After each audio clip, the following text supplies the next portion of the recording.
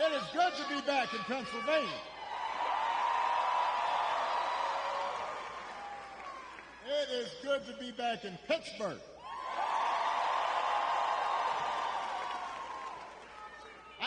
I love Pittsburgh. You know, I love the people of Pittsburgh. I love the food in Pittsburgh. I don't usually do this, but this is a little bit of a Yelp rating. Just had some of Pamela's pancakes. I first had those like 10, 15 years ago when I was running, and I was all like, I need some of those pancakes this time out.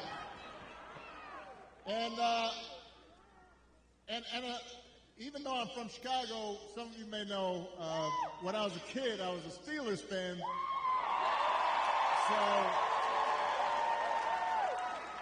and watching the Steelers this season, it seems I'm not the only guy from Chicago who likes being in Pittsburgh. Because so far, Justin Fields is doing pretty good. Now, before we get started, we have a little bit of work to do here. All right, so I want everybody to be, just settle in. We got some work to do.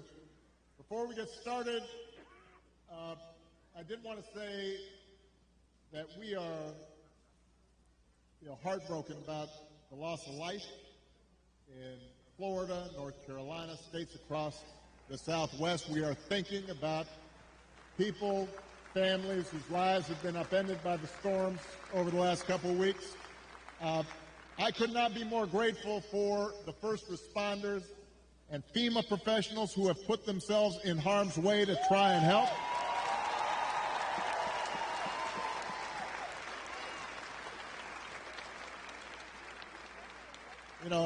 It's times like this when you realize having honest, competent leadership in government really matters.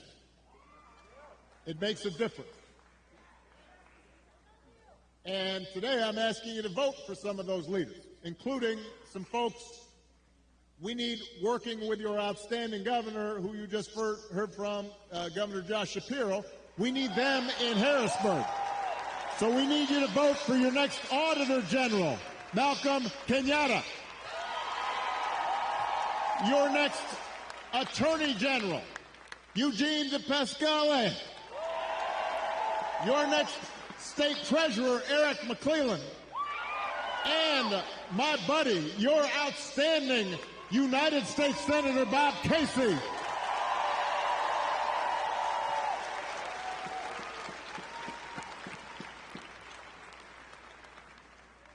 Now, here in Pennsylvania, there are 3 ways to vote. You can vote early, in person, at the county election office, or at a satellite office. You can also vote by mail. And if you need to figure out how to do that, just go to iwillvote.com PA to find a place to vote early or to request a ballot. And, of course, you can vote at your polling place on Election Day, November 5th.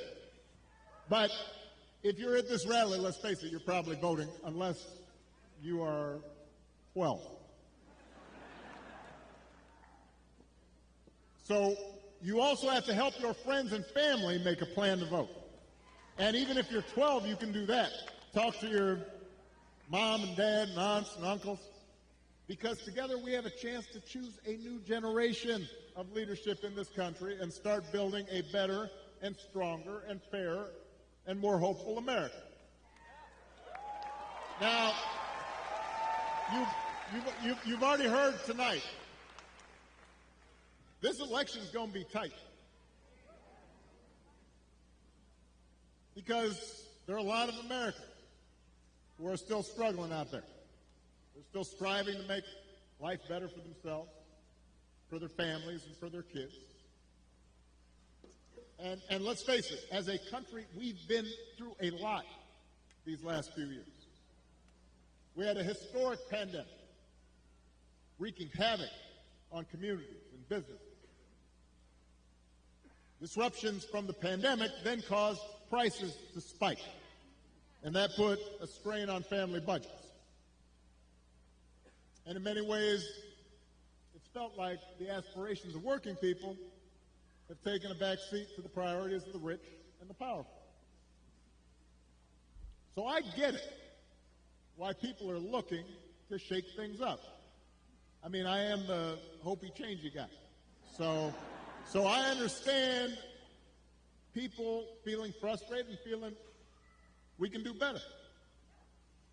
What I cannot understand is why anybody would think that Donald Trump will shake things up in a way that is good for you, Pennsylvania. I don't understand that.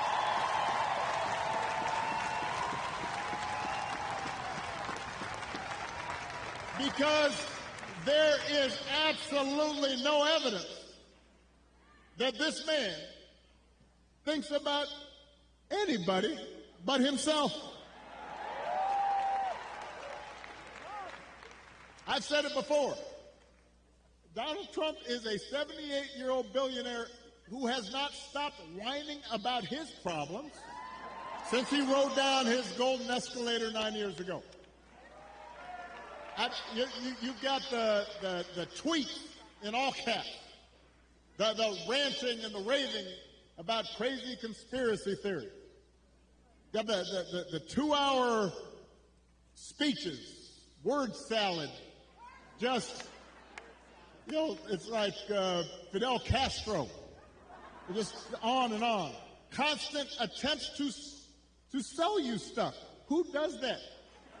Selling you gold sneakers and a $100,000 watch and most recently a Trump Bible.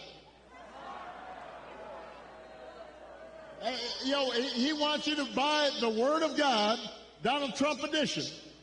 Got his name right there next to Matthew and Luke.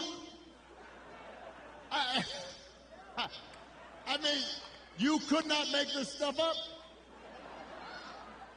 If you saw it on Saturday Night Live, you'd say, well, no, that's going too far. No, he's doing that. It's crazy. And the reason he does it is because all he cares about is his ego and his money and his status. He's not thinking about you.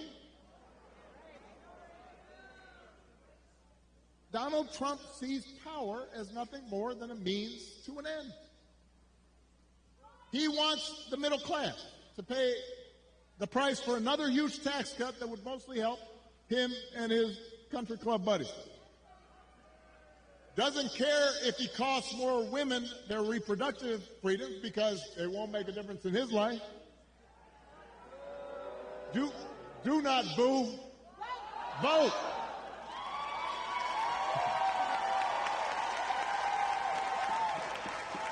They can't hear your boos, but they can hear your votes.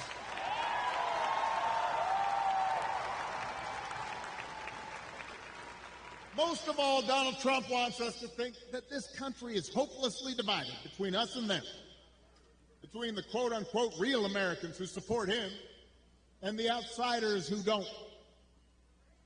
Because having people divided and angry, he figures boosts his chances of being elected. And he doesn't care who gets hurt. Think about it. Just the other day, we learned that on January 6th, a couple years ago, Donald Trump was told that Mike Pence was in the Capitol about 40 feet from an angry mob chanting, "Hang Mike Pence." And his response was, quote, "So what? Don't boo." If Donald Trump does not care that a mob might attack his own vice president, do you think he cares about you? Pennsylvania, we do not need 4 more years of that. We don't need 4 more years of arrogance and bumbling and bluster and division. America's ready to turn the page. We are ready for a better story. one that helps us work together instead of turning against each other. Pennsylvania, we're ready for President Kamala Harris.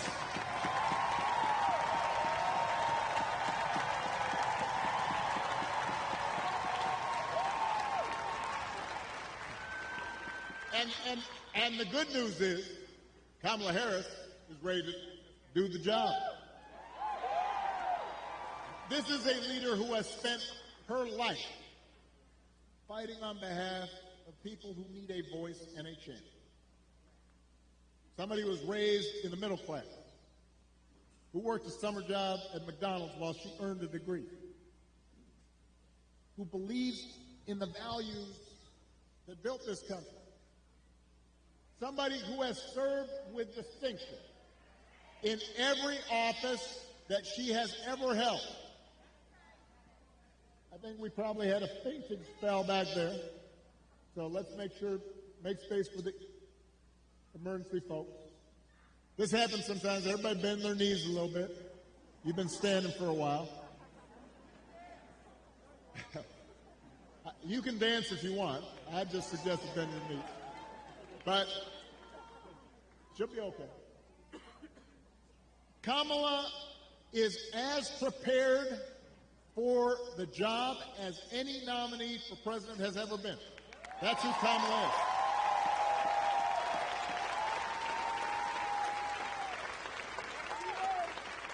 And in the White House, she will have an outstanding partner in Governor Tim Walz.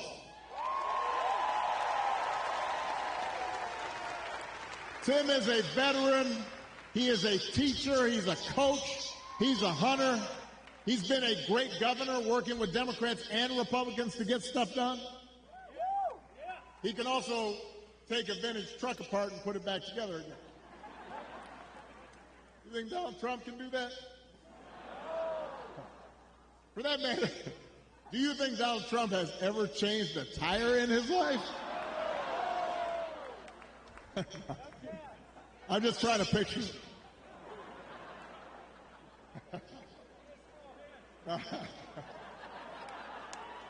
The point is, if you elect Kamala and Tim, they won't be focused on their problems, they'll be focused on yours.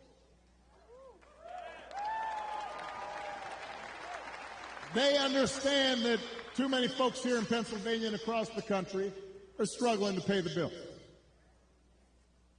Even though wages are steadily growing and inflation is finally slowing, the price of everything from health care to housing to groceries, it's still too high. And that takes a real bite out of paychecks. It hurts.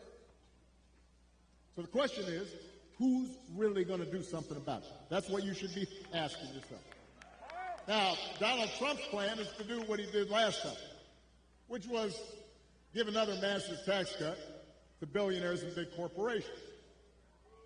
And then, don't boo, I'm going to break you of this habit. And the reason some people think, wow, I don't know, I remember that economy when he first came in being pretty good. Yeah, it was pretty good, because it was my economy.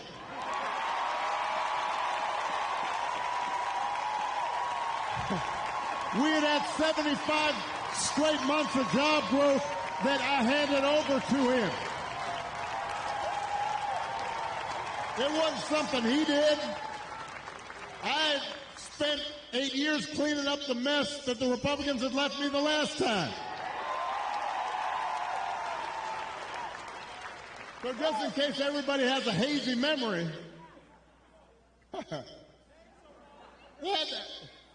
he didn't do nothing except those big tax cuts.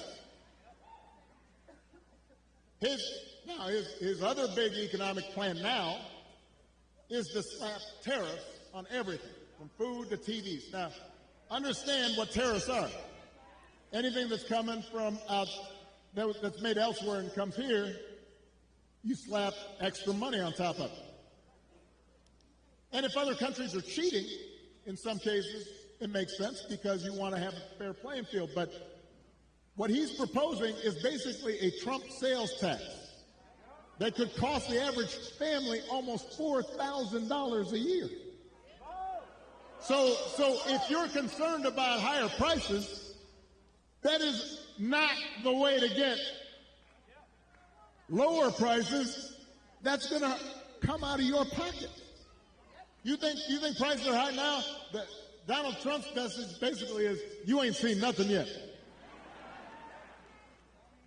All right, so that's as far as you can tell, that's his plan, right? Because it's not written down anywhere. When it comes to health care, you heard it in the debate. Donald Trump's got one answer. Ending the Affordable Care Act that 45 million people rely on. The other day, his running mate, J.D. Vance, had you got to vote. The other day, his running mate had the nerve to say, Donald Trump salvaged the Affordable Care Act.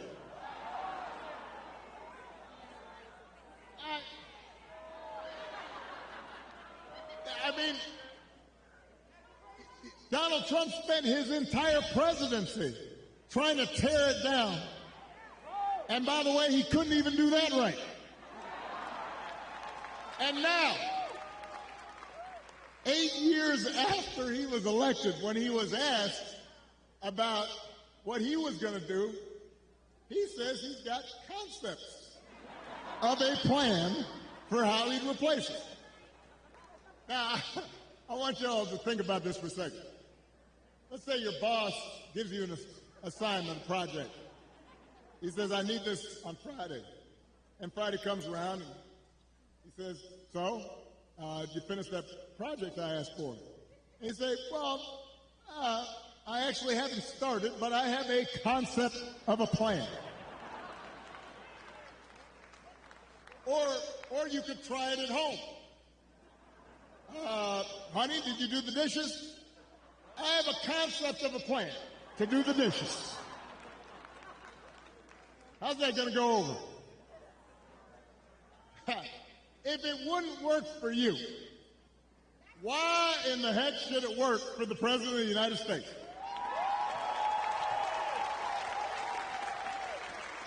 But the good news is, Kamala Harris, she doesn't have concepts for a plan.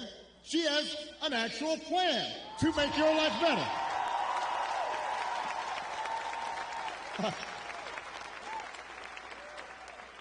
To bring down the cost of things like groceries.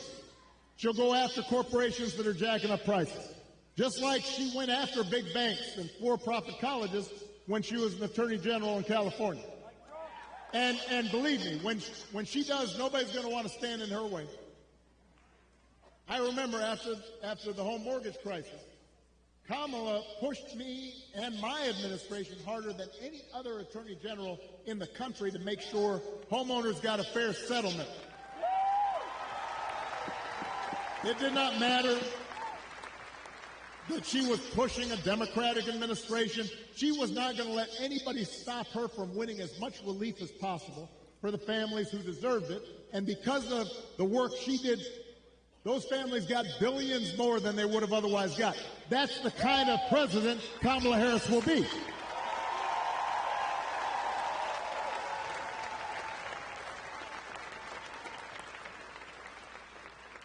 To lower housing costs, Kamala will cut red tape and work with governors like Josh Shapiro, as well as the private sector, to build 3 million new homes. And she'll give first-time home buyers up to $25,000 to help with the down payment. Plans, concrete plans. And for a lot of folks, that could be the difference between watching their dreams pass them by or finally owning a place of their own. To lower health care costs, Kamala already worked with Joe Biden to take on the drug companies and bring down the cost of insulin and hearing aids and more than 50 prescription drugs. And as president, she will never stop working to limit out-of-pocket costs and protect your care. That's who Kamala is. She's got a track record of doing it. And here's a big one. Instead of giving more tax breaks to billionaires and raising prices on working families, Kamala will give a tax cut to 100 million middle class and working people here in America.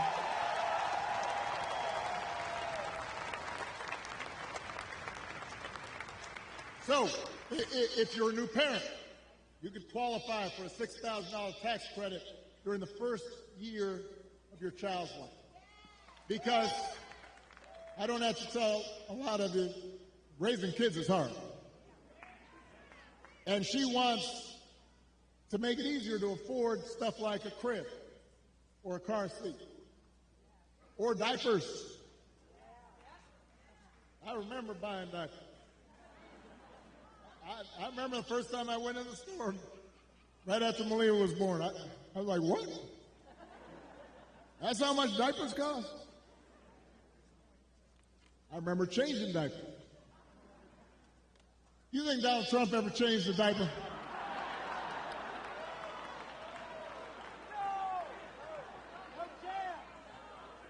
Yeah.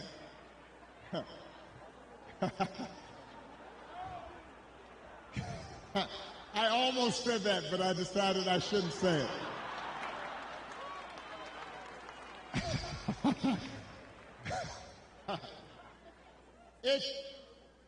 If you're starting a small business, Kamala Harris will give you a $50,000 tax credit to help you get it off the ground. That's who Kamala Harris is. That's what she stands for. So with Kamala, you've got actual plans. Trump, concepts of a plan. Now, if you challenge Trump to elaborate and enumerate his concepts, he will fall back on one answer. J.D. Vance does the same thing. Doesn't matter what the issue is, housing, health care, education, paying the bills. Their only answer is to blame immigrants. They want you to believe that if you let Donald Trump round up whoever he wants, by the way, and ship them out, all your problems will be solved. Now, we've got real issues at the border. We are a nation of laws and a nation of immigrants. We have to make sure it's fair.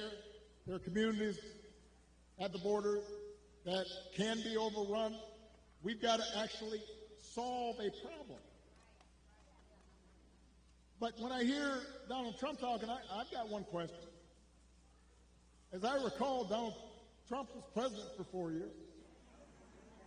And if rounding up and deporting millions of desperate people and building the beautiful wall, and didn't matter whether some of those folks you rounded up were women and children, if that's the answer to everything, well, why didn't you solve the problem?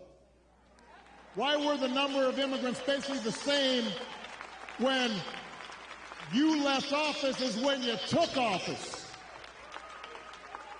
I'll tell you why. Because he didn't have a real plan.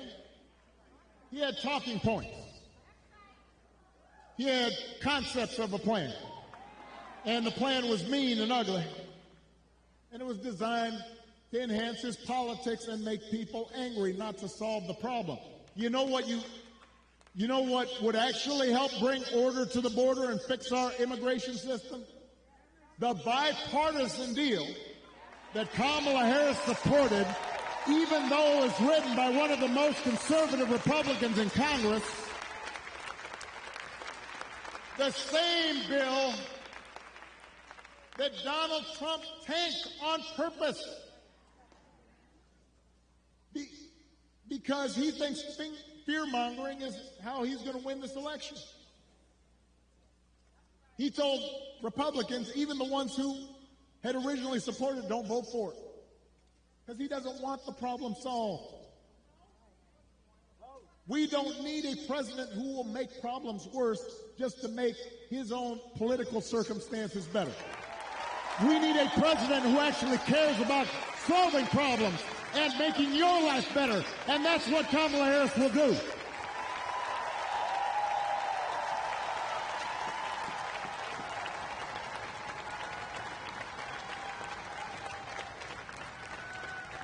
And to help her do it, she will need a Senate full of serious public servants like Bob Casey.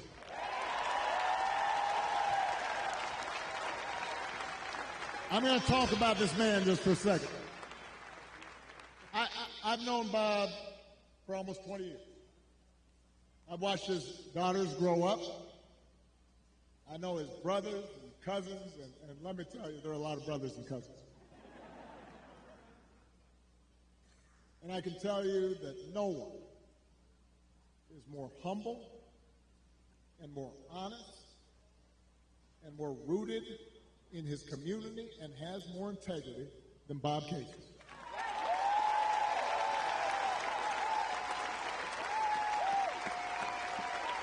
You know, in Washington, folks make a distinction between work horses and show horses. And Bob Casey, he's not a show pony. All the guy cares about is doing the job and looking after you, the people he was elected to serve. That's the kind of person we need to send back to Washington. That's the kind of person who's going to help Kamala get stuff done. Folks who share our values and will do what they can to move this country forward rather than backward. That's who Bob Casey is.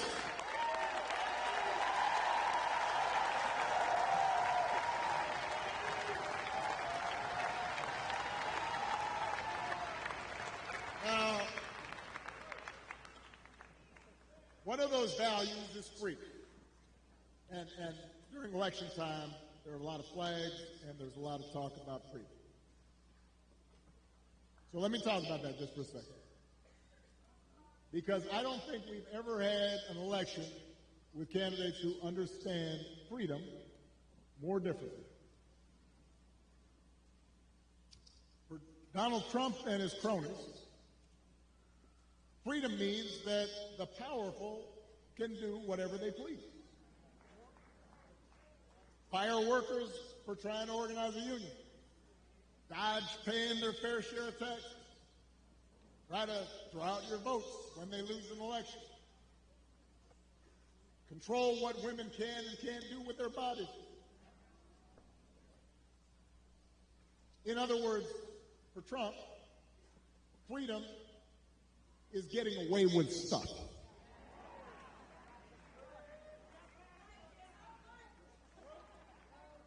It's like he said in the middle of the pandemic. I don't take any responsibility at all. People were dying. I don't take any responsibility at all.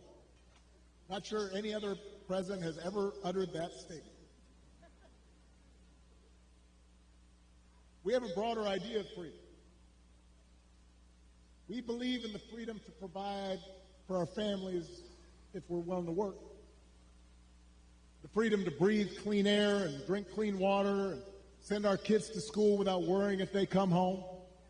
We believe that true freedom gives each of us the right to make decisions about our own life, how we worship, who we marry, what our family looks like.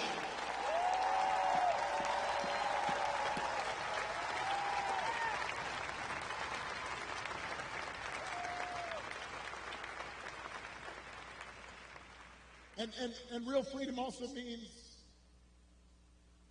that we're going to disagree on how each of us should live our lives. And we have to respect other people's views on these issues. You know, I've always said there are good people of conscience on both sides of the abortion divide. I respect anyone whose faith tells them that it isn't something they support. But if we believe in freedom, then we should at least agree that such a deeply personal decision should be made by the woman whose body is involved and not by politicians.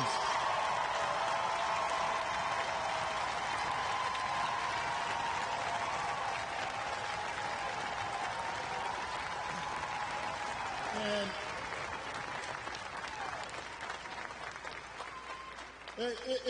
it has been fascinating to watch Donald Trump just tie himself into a pretzel on this issue.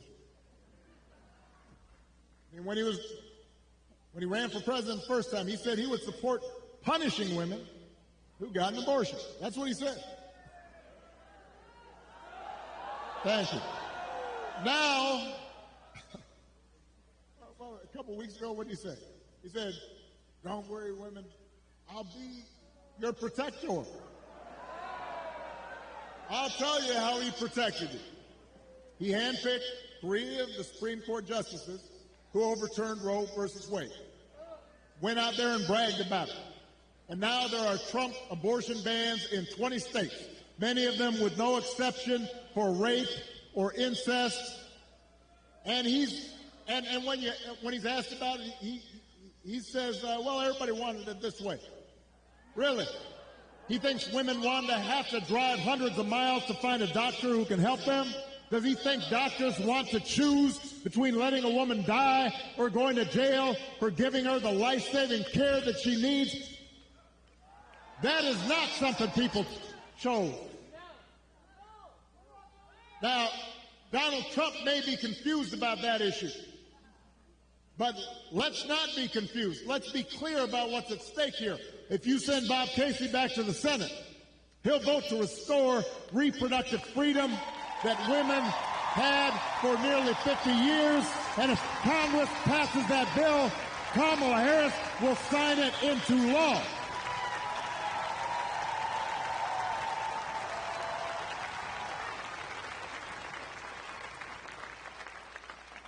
Because they understand that freedom is about being able to make the right choice for ourselves and our families. It's about recognizing that other people have the freedom to make their own choices, even if they're different from ours. And it's an example of how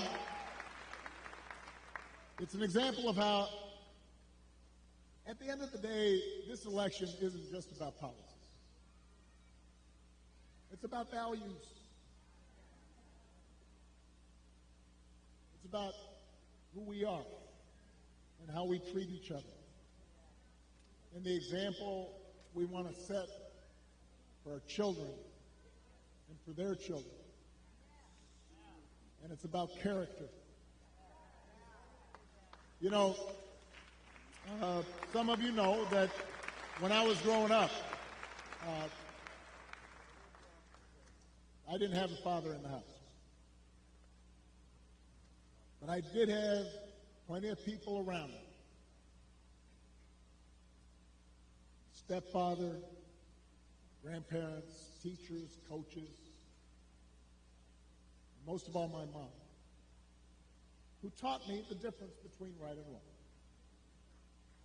who showed me what it meant to have integrity and to be honest and to be responsible and to work hard and to treat other people like we wanted them to treat us. And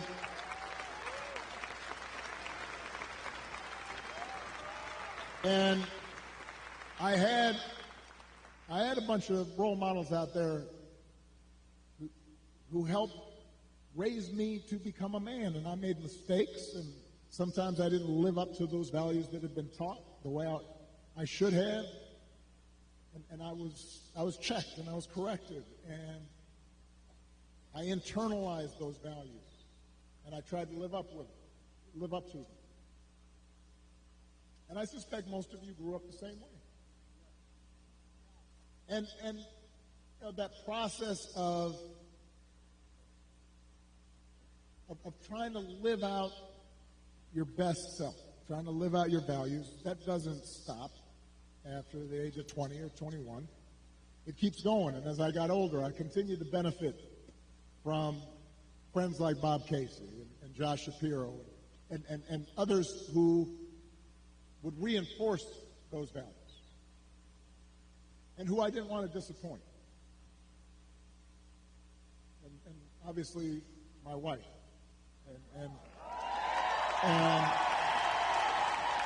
And my daughters, you know, who I want to make sure, Malia and Sasha are watching. I want to make sure that I don't disappoint them, and that I'm passing on these values to them. You know, and here in Pittsburgh, I'm thinking about another example. Somebody who was a dear friend of mine and who's passed away now, Dan Rooney, who,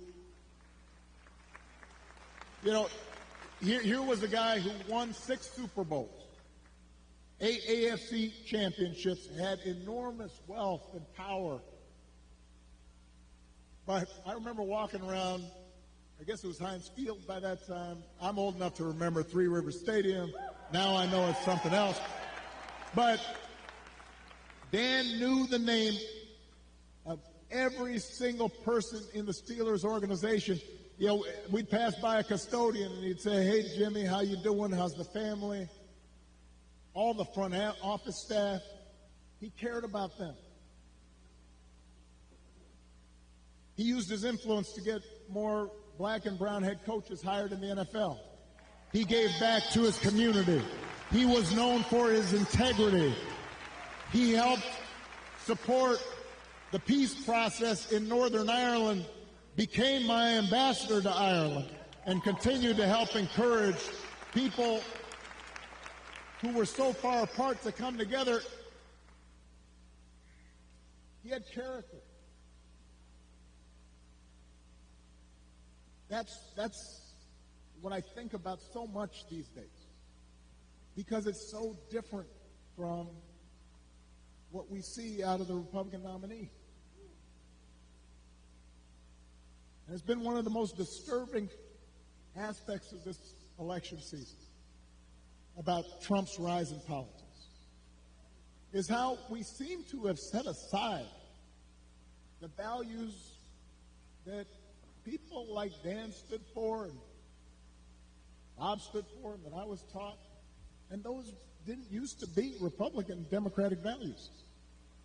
I mean, it used to be we'd have arguments about tax policy or foreign policy, but we didn't have arguments about whether you should tell the truth or not.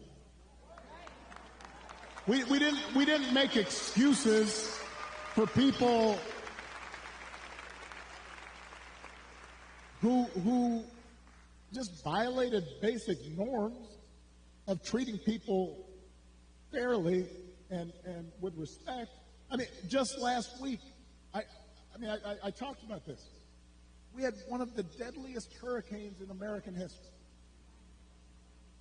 The beautiful town of Asheville, North Carolina, one of my favorite places in the country. Spent time there, amazing people. Devastated. Hundreds of people killed. And President Biden and Vice President Harris were down there meeting with local officials and comforting families, asking how they could help. And Donald Trump at a rally just started making up stories about the Biden administration withholding aid from Republican areas and siphoning off aid to give to undocumented immigrants. Just made the stuff up. Everybody knew it wasn't true. Even local Republicans said it was not true. And now the people of Florida are dealing with another devastating storm. And I want you to watch what happens over the next few days, just like the last time. You're going to have leaders who try to help, and then you have a guy who will just lie about it to score political points, and this has consequences. Because people are afraid, and they've lost everything, and now they're trying to figure out, how do I apply for help? And some of them may be discouraged from getting the help they need. The idea of intentionally trying to deceive people in their most desperate and vulnerable moments. And my question is, when did that become okay? I'm not looking for applause right now. I want to ask Republicans out there, people who are conservative, who didn't vote for me, who didn't agree with me. I had friends who disagreed with me on every issue. When did that become okay? Why would we go along with that? I mean, if your coworkers acted like that, they wouldn't be your coworkers very long. If you're in business and somebody you're doing business with just outright lies and manipulates, you stop doing business with them. Even if you had a family member who acted like that, you might still love them, but you tell them you got a problem. And you wouldn't put them in charge of anything. And yet, when Donald Trump lies or cheats or shows utter disregard for our Constitution, when he calls POWs losers or fellow citizens vermin, people make excuses for it. They think it's okay. They think, well, at least he's owning the libs. He's really sticking it to them. It's okay as long as our side wins. And by the way, I'm sorry, gentlemen. I've noticed this especially with some men who seem to think Trump's behavior, the bullying and the putting people down, is a sign of strength.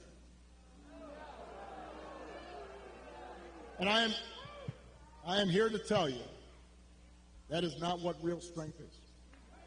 It never has been. Real strength is about working hard and carrying a heavy load without complaining. Real strength is about taking responsibility for your actions and telling the truth even when it's inconvenient. Real strength is about helping people who need it and standing up for those who can't always stand up for themselves. That is what we should want for our daughters and for our sons, and that is what I want to see in a president of the United States of America.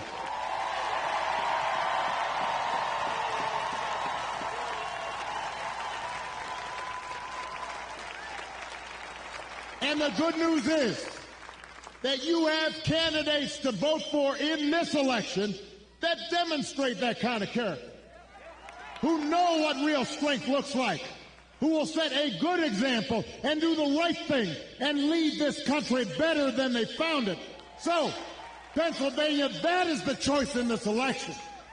It's not just about policies that are on the ballot. It is about values, and it is about character. So whether this election is making you feel excited or scared or hopeful or frustrated or anything in between, do not just sit back and hope for the best. Get off your couch and vote. Put down your phone and vote. Grab your friends and family and vote. Vote for Kamala Harris as the next president of the United States. Vote for Tim Walz as the next vice president of the United States. Vote for Bob Casey and this whole incredible Pennsylvania Democratic ticket. Help your friends and family members and neighbors and co-workers do the same.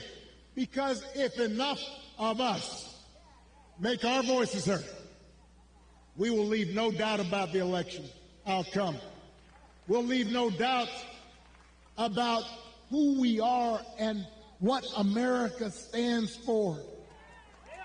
And together we'll keep building a country that's more fair and more equal and more just and more free. That is our task. That is our responsibility. Let's go do it. Thank you, Pittsburgh. Thank you, Pennsylvania. Let's go vote.